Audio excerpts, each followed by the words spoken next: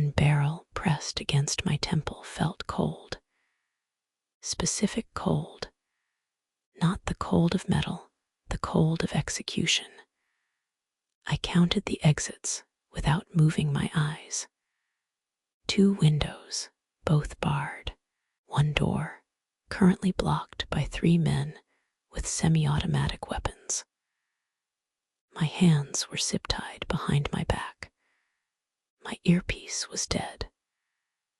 And somewhere in the Miami warehouse where they dragged me, my DEA team was either dead or on the run. I'd been undercover for 6 months. The operation was supposed to take a year. "She's federal," the man holding the gun said to someone I couldn't see.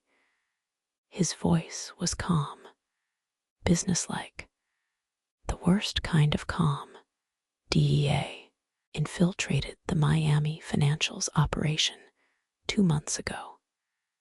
Santiago confirmed it. I touched my collarbone scar with my tied hands. Old habit, bad habit. The tell I couldn't stop even when it might get me killed. The man noticed. He smiled. That was worse than the gun. "The boss will want to know," he said. "The boss will want her dead," someone else replied.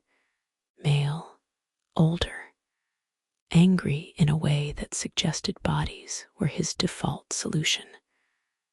Protocol. We don't keep federal agents alive. We bury them. My heart didn't skip. My breathing didn't change. Years of training. Years of controlling the response. But my mind was running through scenarios at impossible speed. Marcus would have backup forming. My phone had GPS. Unless they'd already killed Marcus. Unless the backup was already dead. Unless this was a setup. The sound of footsteps made everyone go still. Not just any footsteps, the kind of footsteps that made grown men with guns suddenly look like children. The kind that made air get thin and time seem to slow. The kind that meant the room's entire hierarchy was about to reorganize. I didn't see him enter, but I felt him the way you feel a thunderstorm approaching, that drop in pressure, that electric warning before everything changes. "Leave," he said. One word. One word, and every person in that warehouse except me moved. When I finally looked, he was standing in the doorway like he owned it. Which, given the property records I'd spent months tracing, he actually did. Alejandro Castillo, cartel boss, the man I was supposed to gather intel on, the man whose organization had killed my father 19 years ago, the man my agency would pay a lot of money to see dead or imprisoned. He was nothing like his file photos. The pictures showed a criminal, cold eyes, expensive suit, the kind of face that belonged in a lineup. But the man in front of me had something else, something the photographs couldn't capture. It was the way he moved, the way the room had reorganized itself around his presence, without him saying anything. It was the weight of him, the authority that hung in the air like humidity. He studied me for a long moment. I was cataloging details, the scar on his temple bullet graze recent, the callus on his knuckles violence, habitual. The exhaustion in his eyes power is expensive. This was a man who'd fought his way up. Not boardroom politics, actual violence, blood and choice and survival. His eyes were dark, almost black. When they finally met mine, I stopped cataloging. Iris Martinez, he said, not a question. DEA. Agent since 2019. Father was MDPD. Detective James Martinez. Killed in a cartel operation in 2005. Mother is Rosa, remarried, lives in Coral Gables with a husband who sells insurance. You make a salary of $73,000 a year and spend it on your mother's medical bills and running gear. Specifically, you spend $400 a month on running shoes because you believe good shoes prevent injury and you can't afford to be injured. You're meticulous, you're careful, you're terrified of losing control. I didn't blink. This was the moment. This was where he killed me or didn't. Everything else was just the story I'd tell afterward. If there was an afterward. You infiltrated our Miami operations 6 months ago, he continued, stepping closer. His voice was quiet, but it filled the warehouse. You came in as a financial advisor. You dug deep. You found patterns. You moved carefully. You reported to a handler named Marcus Rodriguez, former Marine. Lost his left leg 2 years ago in an operation. You trust him because he was honest with you about his weakness.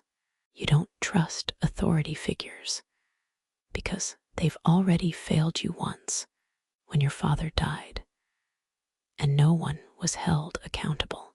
How did he know about my father? You know why I know this? He asked, like he'd heard my thought. Because Santiago recognized a Fed when he saw one.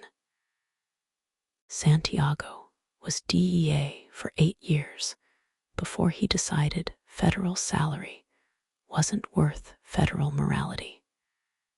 You didn't know that. Your agency didn't tell you that, which means your agency doesn't know their own operation as well as I know mine. He was close enough now that I could see the detail of his tattoos. Symbols, names, probably. The geography of a life in the cartel. You have 2 options, he said quietly. First option, I kill you. It's the protocol. You're federal, you've infiltrated us. You know operatives and locations. The smart move is a bullet and a hole in the Everglades. Carlos, the man who suggested it, is right. It's the logical choice. My hands were shaking. I locked my muscles to stop it. Second option, I asked. Second option, I let you live. He said it like it was an absurd idea, like he was testing to see if I'd laugh or break or beg. Why would you do that? I asked. Because, he said, I want to know what your agency sent you to find.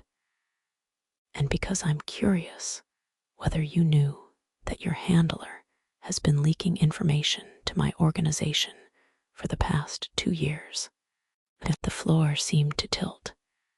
No, not Marcus. Marcus wouldn't, Marcus couldn't. His name is David Chen, Alejandro continued. And I understood that he was watching my face rearrange itself with the knowledge that my entire agency wasn't just broken.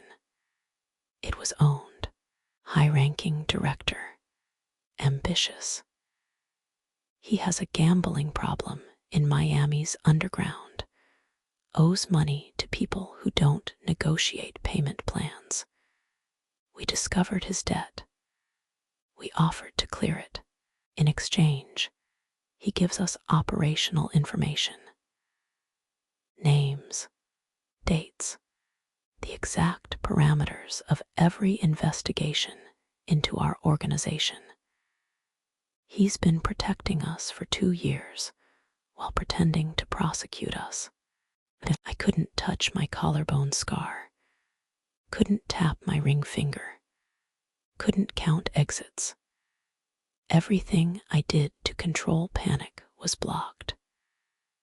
"So here's what happens next," Alejandro said. "You're going to live in my house. You're going to be monitored.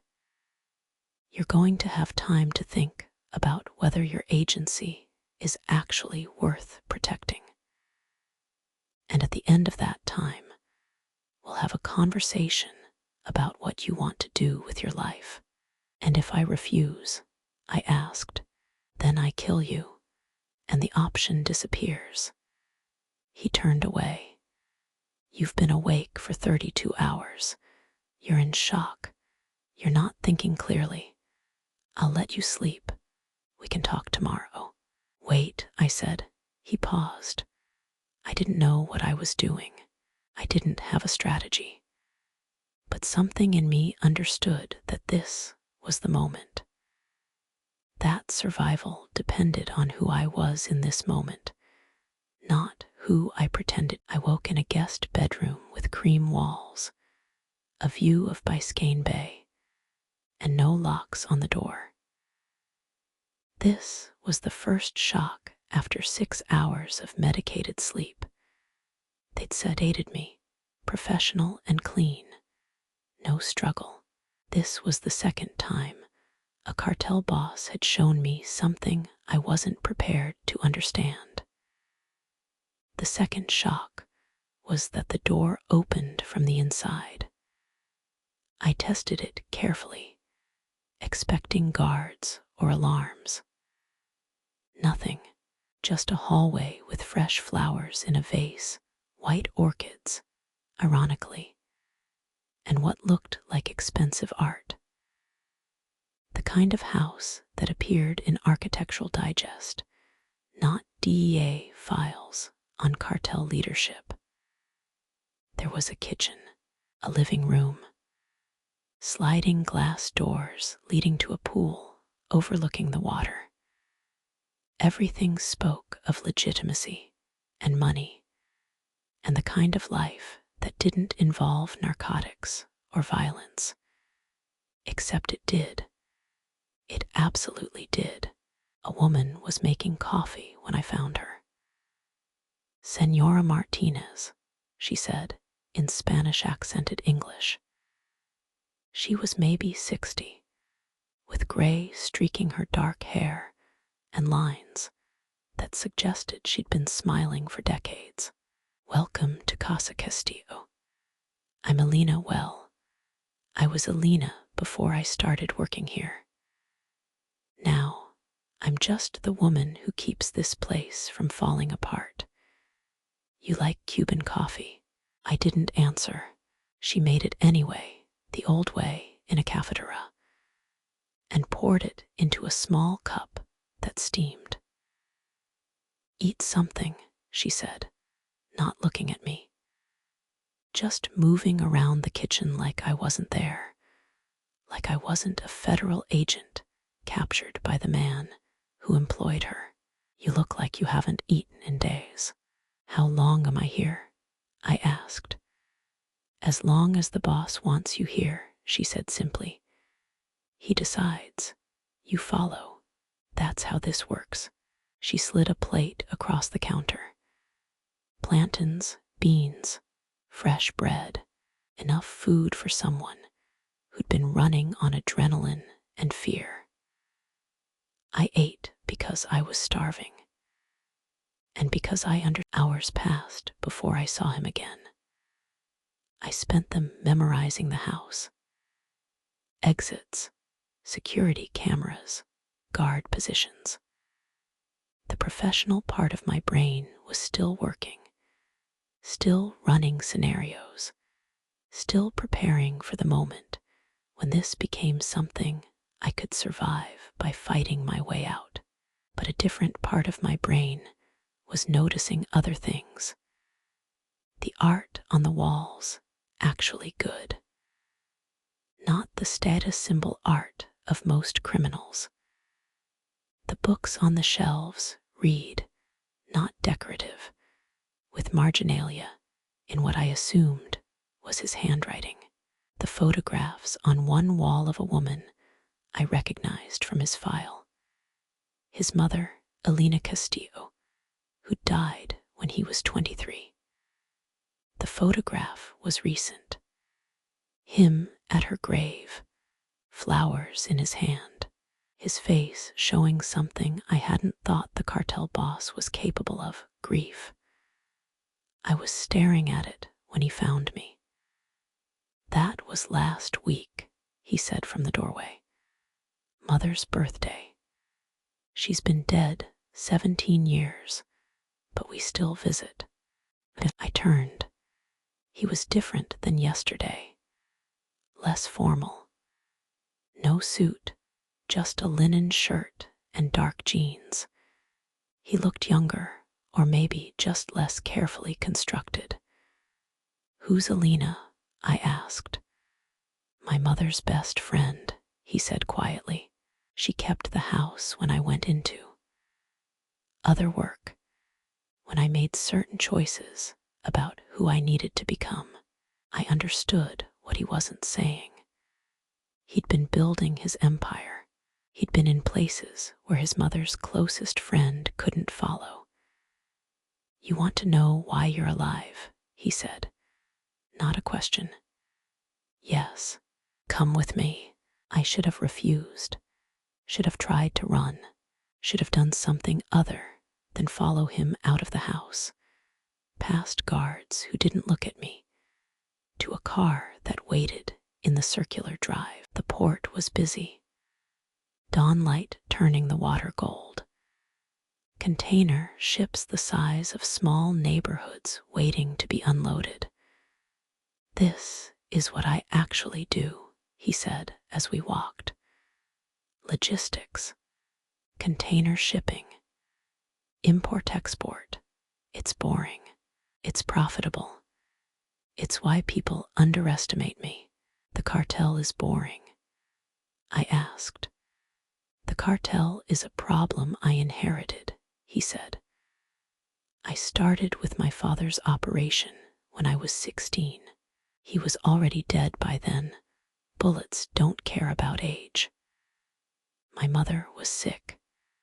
Medical bills were expensive. The cartel was hiring, and I was angry, and I was desperate, and I was stupid. He stopped at the edge of the dock. Below us, workers were loading containers. By the time I was 20, I was too deep, he continued. Too much blood. Too many people who would die if I tried to leave. So I built something legitimate on top of the illegitimate thing.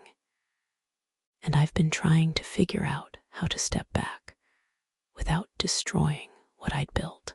I didn't say anything. This felt like a confession. This felt like he was breaking some rule about what he was allowed to share with a captured federal agent. Then you showed up, he said. Brilliant. Careful. You found patterns that took my people months to hide. You moved like someone who understood the cost of mistakes. And I realized something. He turned to face me.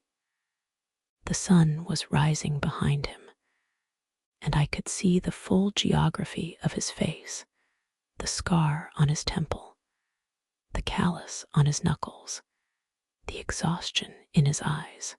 I realized, he continued, that you could help me dismantle it. Help you do what? I asked. Dismantle the cartel from inside by testifying. I laughed. I couldn't help it. The sound was sharp and wrong in the morning air. You've captured me to convince me to testify against you. I've captured you so you understand the truth before your agency kills me, he said. Because the moment you testify, the moment my name is on record as a criminal that your agency has evidence against. I become expendable. Your people, specifically David Chen, will use that moment to have me executed. A prison transfer gone wrong. A riot. Something clean. Something that closes his favorite leak. He stepped closer. Your agency owns me, he said, but they don't know that you know that. The only reason you're alive is because you're useful. If I disappear, Chen disappears with me, and the DEA survives another year of an operation they're too blind to see is compromised. If my mind was running through the implications. Chen wasn't just dirty. He was so dirty that Alejandro could leverage him, which meant Alejandro had been running his own counterintelligence operation on my agency, which meant I was sitting in the middle of a much larger war than I'd understood. Why tell me this? I asked. Because if you try to escape, if you run back to your agency, Chen will know you're a risk, he said. And he'll kill you too, and your mother will never know what really happened. He was right. I could feel the truth of it the way you feel a liar's tell, not in logic, but in instinct. What do you want from me? I asked. I want you to live here, he said. I want you to understand what I actually do, what I've actually done, and what I'm actually trying to do. I want you to testify when the time is right, and I want you to survive. My phone buzzed in his guard's pocket, a text message. Even from a distance, I could see it glow. Your handler, Alejandro said, reading it. Marcus Rodriguez. He's trying to mount. Living with the cartel boss was surreal in ways I couldn't have predicted. The first week, I tested everything. The guards ignored my movements around the house. The doors were genuinely unlocked. Alina fed me 3 times a day and treated me like a house guest, not a prisoner.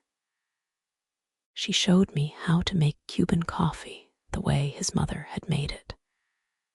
She told me stories about Alejandro as a kid, serious, quiet, always trying to solve problems that were too big for his age. The story I couldn't get out of my head was about his mother's illness. Cancer, expensive treatment, the moment when a 16-year-old boy had to choose between his mother's life and his own morality. He'd chosen his mother. Alejandro was barely at the house. He'd leave before dawn and return after dark, usually with dirt under his fingernails or exhaustion carved into his face. Once, he came back with blood on his shirt, not his blood, obviously, from the way he moved, and changed in his room without explanation. The second week, he started talking to me. Not interrogations, not threats, just talking. We'd sit on the terrace overlooking the bay, and he'd tell me about the logistics business, about how container shipping worked, about the difference between export codes and the reality of what moved through ports. 90% of my operation is actually legitimate, he said one evening. The cartels people remember are flashy, violent, public. Those cartels get taken down in 5 years. The ones that survive are boring. We look like every other import-export company. We move containers that actually have products in them. We pay taxes. We employ people, and hidden in the legitimate structure is the illegitimate thing. How much of it is actually drugs? I asked. He didn't answer immediately. We were watching the sunset paint the water in shades of orange and gold. Enough, he finally said. Enough that I have blood on my hands. Enough that your father's death can be traced back to decisions I made or allowed to happen. Enough that I deserve to be in prison. The words hung between us like something physical. I'm not going to apologize, he continued, because apologies are for people who want forgiveness, and I don't think what I did deserves that. But I'm going to face what I did. That's different. I touched my collarbone scar. When I realized what I was doing, it was too late. He was already watching. By the third week, I understood that I wasn't being held captive. I was being held responsible. There was a difference.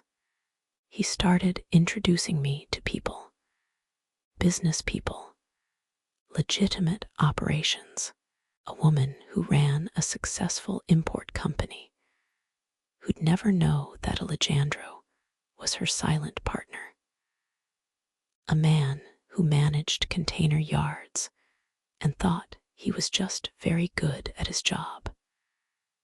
They had no idea I was federal. They had no idea Alejandro owned them.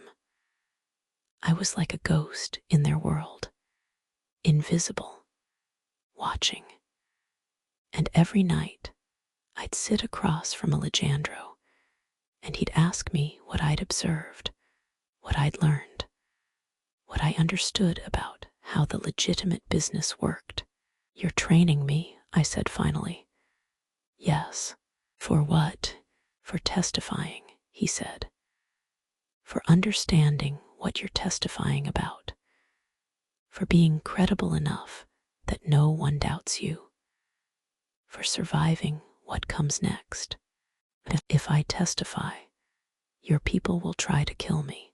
Yes, and my agency will try to kill you. Almost certainly, he agreed. But if you do it right, if you do it carefully, you can testify in a way that protects you. That makes Chen's involvement clear. That shows that the corruption goes up, not down. That proves you're not just a witness, you're a survivor who refused to be destroyed by a broken system. My phone buzzed. Another message from Marcus. Third one this week. Tell me you're okay. Tell me something I can work with. Tell me you still want to come home. I didn't respond. I couldn't. He's scared, Alejandro said quietly, seeing the message. Your handler. He knows something is wrong. He doesn't know what. But he knows you wouldn't stay silent this long unless you were compromised or broken. I'm not broken, I said. No, he agreed. But you're starting to understand that the world isn't as simple as you thought it was. That good people work for corrupt systems. That the enemy might be more human than the agency you work for. That's not breaking. That's just seeing clearly.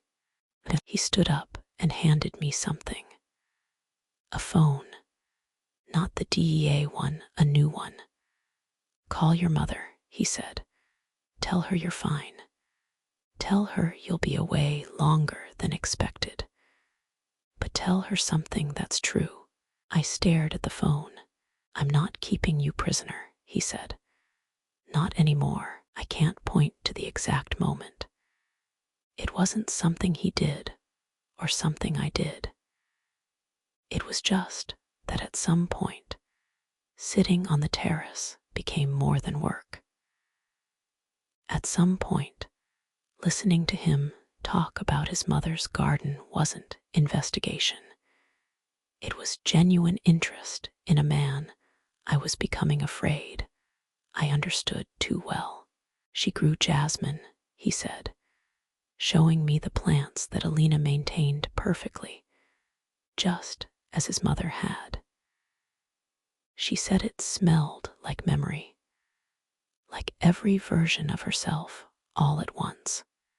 He brushed his hand along the flowers, and I felt something shift in my chest that I recognized and immediately tried to kill. This was danger of a different kind. You should go, I said. Go where? Back to whatever you were doing. Back to the people who work for you. Not this. This, he asked. You talking to me like I'm someone you care about. Me listening like I care. This thing where we're not enemy and prisoner. We're just two people who understand each other. Because we've both made terrible choices. He stepped closer. Close enough that I could see the exact shade of his eyes, dark brown, almost black, with gold when the light caught them right. I need you to understand something, he said quietly. Every moment you spend here, my cartel is watching. Every time I protect you, I'm demonstrating to 200 people that the boss has a weakness. That a woman, a federal agent, no less, matters to me more than the operation.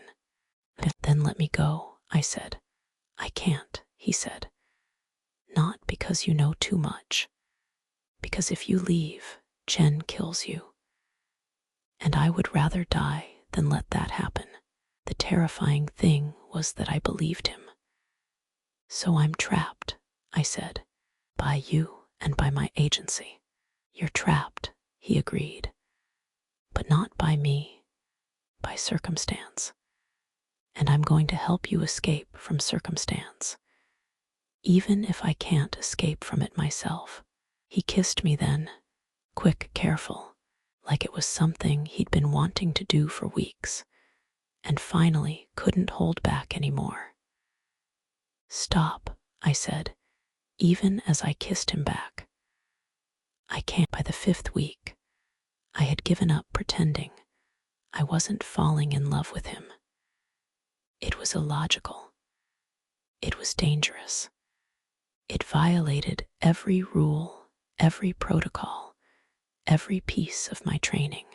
But somewhere between learning about his mother and watching him sponsor a local kids' soccer team, funding their uniforms, their travel, their futures, and realizing that his ruthlessness had a code, I'd stopped being able to separate the man I needed to understand from the man I was learning to love. My phone buzzed with a message I'd been dreading. Order came down from Chen. You need to move her. Tonight. Says she's a liability. Says keeping her longer risks exposure. Says if you don't handle it, he will. It was from Santiago, Alejandro's enforcer. The one person he trusted absolutely. Alejandro read the message over my shoulder, and his entire body went rigid. What does handle it mean? I asked. It means Chen is moving against us, he said quietly. It means he's scared. It means he's decided I'm not worth protecting anymore. What do we do? I don't know, he said. For the first time since I'd met him, I heard fear in his voice. He stood up and walked to the edge of the terrace, looking out at the water. I could see the moment he made a decision. His shoulders shifted. His breathing changed. His entire body language shifted from panicked to tactical. We're running, he said. We can't run. The cartel is already fractured. Chen's panic is proof of that. He's scared I'm going to expose him, which means I'm already a threat to him, which means my protection is over. He turned back to me. I'm going to give you a choice, he said, and this choice is real. I'm not deciding for you. I'm not manipulating you. I'm asking you. Asking me what? Do you want to come with me? Do you want to run? Or do you want to go back to your agency, testify against me, and try to survive what comes next? I could see it in his face. He didn't want me to answer. He wanted me to say I was staying, but he needed me to choose correctly for myself, not for him. If I go with you, I said, we die. Eventually. The cartel finds us, or the agency finds us, and we die. Yes, he agreed. If I testify against you, I continued, I might survive, but you might not. Yes, those are both. The raid came on a Tuesday at 5 a.m. Federal agents, DEA, local police. They surrounded the house at every entrance. There was no escape. There was no moment where I could run or fight or negotiate. There was just the sound of boots on tile and guns being drawn and Alejandro standing perfectly still, hands raised, while agents zip-tied his wrists. I made the decision in that moment. I raised my hands too. I was arrested on counts of conspiracy, money laundering, and racketeering. Alejandro was arrested on basically every charge the federal code had. We were separated immediately. Different cars, different stations, separate interrogation rooms, where different agents asked me the same questions. Marcus came to my interview after 12 hours of silence, and I'd never been happier to see someone I'd been trained to suspect. Tell me you've got something, he said, sitting down across from me. I've got something, I said. Is Chen dirty? Absolutely. David Chen has been taking bribes from the Castillo cartel for 2 years. He's been feeding them operational information. He's been protecting them while pretending to prosecute them. He's been compromising every operation that gets too close to their core infrastructure. Can you prove it? I can prove it better than that, I said. Alejandro is going to cooperate. He's going to testify. He's going to help you dismantle the entire cartel from inside. Marcus leaned back. Why would he do that? I didn't answer. Iris, why would the cartel boss cooperate with the DEA? Because he wants to be something other than what he is, I said finally. Because he's tired of violence. Because he's decided that the cost of power isn't worth the price of his soul. Because he loves someone who can only survive if the system that's hunting her is exposed and dismantled. That's not a reason. That's a fantasy. Maybe, I said, but it's the reason that's going to work. I spent the next 6 hours proving Chen's involvement. Financial records, communications. The trial lasted 3 months.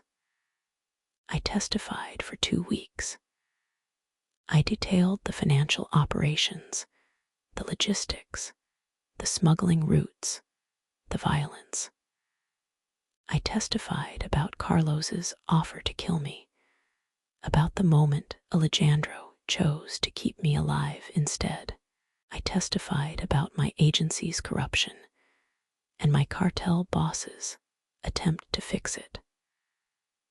The prosecution showed my testimony to be comprehensive and credible. The defense tried to argue that I was biased, compromised by attraction, unreliable as a witness. Alejandro's lawyer was smart.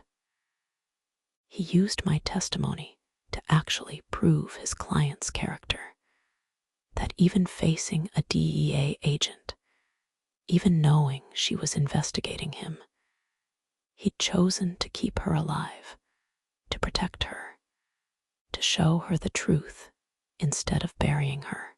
During cross-examination, the prosecutor asked me the question I'd been dreading. Agent Martinez, you claim to love the defendant. Is that correct? I looked directly at Alejandro. Yes, I said, I love him. How can you be credible when you love a man you're testifying against? Because I'm not testifying for him, I said. I'm testifying against what he did. There's a difference. Love doesn't require blindness. Justice doesn't require that you hate the person you're prosecuting. I love Alejandro Castillo, and I believe he should go to prison for his crimes. Both things can be true at the same time. The courtroom was silent. Alejandro was convicted on 93 counts and sentenced to 42 years. He'd take a plea deal after sentencing, agreeing to testify against David Chen and the rest of the corrupt operatives. In exchange, the sentence would be reduced, probably to 25 years. 25 years. I was 29. He was 37. By the time he was out, I'd be 54 and he'd be 62. We'd be different people. The world would be different. Everything would have changed. But when they gave him the opportunity in the courthouse to make a statement before sentencing was finalized, he looked directly at me. I deserve this, he said, for the violence I committed, for the deaths I ordered, for the families I destroyed. But I want to say in this courtroom that there is a possibility of redemption. I waited for him in the prison visiting room, week by week, month by month. I got a new assignment, desk work, while I recovered, while I processed what had happened, while I tried to figure out what my life was supposed to be if I wasn't trying to survive.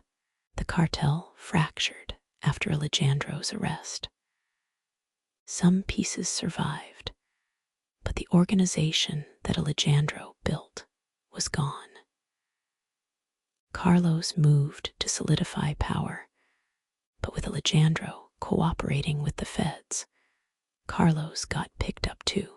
The organization crumbled over the next year, fractured into smaller pieces that were easier to prosecute. I watched it happen from my desk at the DEA office. Alejandro's cooperation was key. He testified about operations, about methods, about which officials were corrupt. He dismantled his own empire piece by piece, knowing it was the only way to keep me safe, knowing it was the only way to actually change the system instead of just escaping it. Why do you keep visiting him? Marcus asked one afternoon, watching me gather my things to go. Because he kept me alive, I said. Because he told me the truth when no one else did. Because I love him. Iris, he's going to be in prison for. I know how long, I said. I know what I'm choosing. I'm choosing it anyway. The visits were strange. We sat across from each other in a prison visiting room, separated by tables and rules. We couldn't touch. We could barely look at each other without the guards noticing. But we talked. He told me about prison, about the gangs, and the hierarchy, and the men he'd once been powerful enough to kill, now being men he had to negotiate within cells. He told me about the library and the books he was reading. He told me that he'd started working in the education program, teaching men who wanted to learn business how supply chains worked. Honest ones, he said. Legal ones. I'm going to make sure that the next generation of people like me knows there's a choice. That won't save your sentence, I said. No, he agreed. But it might save my soul. And right now, I'm wondering if my soul was worth saving. 2 years into his sentence, they offered him a deal. Testify in federal court against the remaining operatives. Provide comprehensive testimony about the entire structure of the cartel. And in exchange, 20 years off the sentence. That would put him out in 5 years. He took it. I sat in the courtroom and watched him testify. Watched him be absolutely honest about what he'd done, what he'd ordered, what he'd allowed to happen. Watched him refuse to make excuses or claim mitigation, beyond the fact that he'd been 16 when his choices were made. When the defense attorney tried to paint him as a liar, as someone who'd make up anything to get his sentence reduced, Alejandro stayed calm. I'm lying to my own benefit, he agreed. But I'm not lying about the facts. The locations are real. The operations are real. The violence is real. Whether I stay in prison or leave prison, the truth of what I did doesn't change. I'm cooperating because it's the right thing to do, not because it helps me. But it does help you, the attorney said. Yes, Alejandro said. It does. That makes it easier to do the right thing. Doesn't make it less right. The reduction was approved. 5 years instead of the initial 25. With time served, he'd be eligible for parole in 4 years. 4 years. I could wait 4 years. Marcus got promoted. I went back to undercover operations, but only for cases where my DEA history would actually help, never as deep, never as alone. I got my own apartment. I ran in the mornings to 90s hip-hop, made Cuban coffee the way Alina had taught me, kept my father's badge number memorized like a prayer. 843. That's what it meant to me. 843 days between my father's death and the moment Alejandro Castillo decided to dismantle the empire built on murders just like his.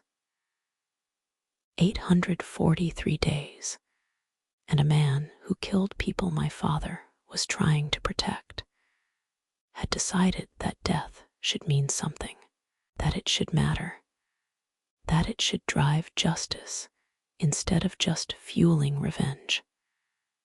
I visited Alejandro every month, sometimes twice a month when work allowed.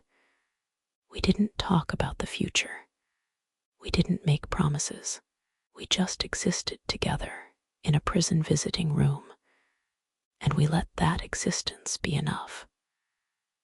But in the moments when he was looking at me, and I was looking at him, and the guards weren't paying attention, I could see him imagining it, a life outside these walls, A shipping company running on honesty.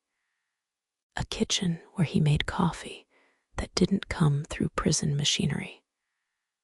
A life where we could touch without permission. The letter came in year 3. Iris asterisk, I'm writing because I need you to understand something before parole comes. I need you to read this and then decide if you want to be there when I get out. I love you. That was real. It is real. It's the most real thing that's ever happened to me. But I need you to know that you don't have to wait. You don't have to visit. You don't have to come to hearings. You don't have to do anything except survive and be happy. You testified truthfully against me. You testified despite loving me. That's the only redemption I'll ever have, the knowledge that you could have lied to save me, and you chose truth instead, that you chose justice, even though I mattered to you. Don't throw your life away on me. You're brilliant. You're capable. You're going to change the world. Don't let me be the reason you don't. I will love you from here. And I will be grateful for that love every day of my sentence. But I will be more grateful if you find someone who can actually build a life with you. Alejandro, I read it 5 times.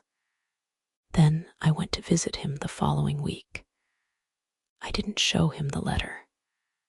I just sat across from him in the prison visiting room and said, I'm not leaving. You should, he said. I should do a lot of things, I said. I should have run when you first captured me. I should have testified and moved on. I should have found someone normal, someone safe, someone who didn't spend years building drug empires. Exactly, he said. But I didn't, I continued. Because you're not those things. You're a man who made terrible choices and then made the hardest. His parole was approved on a Tuesday. He walked out of federal prison in Miami on a Thursday.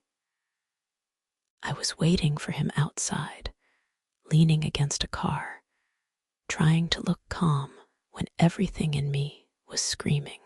He saw me and smiled a real smile, not the careful thing he'd had to construct in prison. Just joy, just relief. He was thinner than I remembered, older. There was gray at his temples that hadn't been there before. Prison had taken pieces of him, but his eyes were still the same. Hi, he said. Hi, I said. He stepped into my space, and I let him. Let him touch my face like he was confirming I was real. Let him kiss me like we had the rest of our lives to figure out what that meant. Because we did. Because waiting for him hadn't broken me. It had clarified something essential. I loved him, not despite what he'd done, but understanding fully what he'd done and loving him anyway, and demanding he be accountable anyway. What happens now? He asked. I don't know, I said. Probably nothing. Probably everything. Probably we figure it out together. He pulled me close. I bought a shipping company, he said quietly. While I was in prison, had someone I trust manage it. It's completely legitimate. All the permits, all the licensing. It's boring and profitable and completely legal. I want to build it. And I want to build it with you. If you'll let me. For how long? I asked. For as long as you'll stay, he said. I'll love you for the rest of my life, Iris, but I'll understand if that's too much. If the cost of loving me is too high. I kissed him because I couldn't think of any words that would actually communicate the answer. I kissed him because every choice that had brought me here, falling for him, testifying against him, waiting for him, had been right. We drove to his mother's apartment. Alina was there 3 years after Alejandro's release. The shipping company had grown beyond anything he'd projected. We were sitting on a terrace overlooking a port in Miami, watching the sunset paint the water gold, the same colors as the first morning I'd seen the port with him. Except now, everything was different. The shipping company was legitimate. Fully. Every container, every shipment, every employee, every contract. It was boring, profitable, and completely honest. The cartel was effectively dismantled. Some pieces had survived the collapse, but the organization that Alejandro had built was gone. The people who'd worked for him had either gone to prison or found legitimate work. A few still moved in the shadows, but without the infrastructure, without the command structure, without him, they were just criminals. They weren't an empire anymore. "Do you ever regret it?" he asked, waiting for me. "Do you ever regret it?" I countered, giving up the empire. He considered this seriously. "No," he said finally. "I got you instead. That's a better trade than anything I gave up. Then I don't regret it either." We sat in silence, watching the sun disappear below the horizon. My father's badge number was tattooed on my ribs now, alongside Alejandro's mother's name, not to forget what I survived, but to remember what I chose to survive for. "I've been thinking," Alejandro said, "about going back to school, getting a legitimate business degree, the kind that doesn't require a criminal record, teaching shipping students what I learned the hard way." "You should do it," I said 5 years after Alejandro's release. I'm sitting in a classroom at a community college in Miami, watching him teach supply chain management to a room full of students who have no idea that their instructor once ran one of the largest drug empires in North America. He teaches them about logistics, about optimization, about how to move products efficiently and legally. He teaches them that there are always choices, even when it doesn't feel like it. He teaches them that the hardest choice is often the most profitable one. At the end of the class, a young woman stays behind. "Mr. Castillo," she says, "I'm thinking about dropping out. My family's involved in some business that's not exactly legal. I'm trying to make it in legitimate commerce, but I'm scared. I'm scared of being poor like I was. I'm scared of losing the security my family provides." He nods like he understands, because he does. "Let me tell you something," he says. "Fear is the first thing that will kill you. Not the police, not your family, not the consequences of your choices. Fear will kill you because it will make you think that compromising yourself is better than facing uncertainty." "But what if I fail?" she asks. "Then you fail," he says, "and you get back up, and you fail again, and eventually you don't fail anymore. That's how this works. That's the actual secret of success that no one tells you. not talent, not luck, willingness to fail until you don't. She nods and leaves. I'm waiting for him in the parking lot. You gave her hope, I say. I gave her honesty, he says. Hope is what she decides to do with it. We drive back to our apartment, the one we got together, legally, with both our names on the lease. We pass the shipping company office. His business is thriving. 40 employees, 3 offices, plans for expansion to Houston and Chicago. All legitimate, all clean. At home, he makes Cuban coffee the way Alina taught us both. We sit on the small balcony overlooking the bay. I got a letter from the parole board, he says.